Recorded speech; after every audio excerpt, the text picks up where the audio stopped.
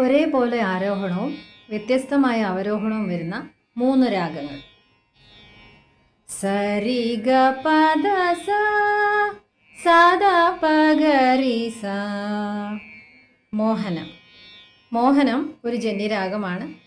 ഹരികാംബോജി എന്ന 28ാമത്തെ മേളകർത്ത രാഗത്തിൻ്റെ ജന്യമാണ്. ഇതിലെ ആരോഹണവും അവരോഹണവും ഒരുപോലെയാണ് വരുന്നത്. ഒരേ സ്വരങ്ങൾ അസെൻഡിങ് ഓർഡറിൽ പോകുന്ന അതുപോലെ തന്നെ ഡിസെൻഡിങ് ഓർഡറിൽ വരുന്നു. സരി ഗ പദ സ സാനി ദ പ മഗരി സ. ഇത് ബിലഹരി.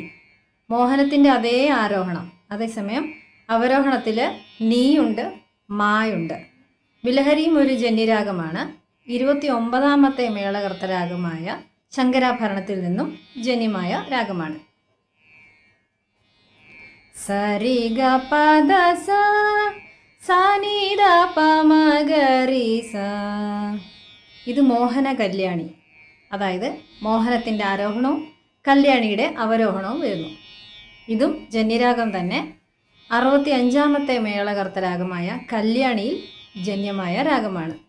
ഈ 3 രാഗങ്ങൾക്കും ഒരേപോലെയാണ് ആരോഹണം വന്നത്. നിങ്ങൾ ശ്രദ്ധിച്ച് കാണുമല്ലോ. അവരോഹണത്തിൽ മാത്രം വ്യത്യാസം വരുന്നു. ഈ പാടിയ 3 രാഗങ്ങളിലും ആരോഹണം ഒരേ സ്വരങ്ങളാണ് ഉപയോഗിച്ചിരിക്കുന്നത്. അതേസമയം അവരോഹണത്തിൽ മോഹന കല്യാണിക്കും ബിലഹരിക്കും ചെറിയൊരു സാമ്യമുണ്ട്.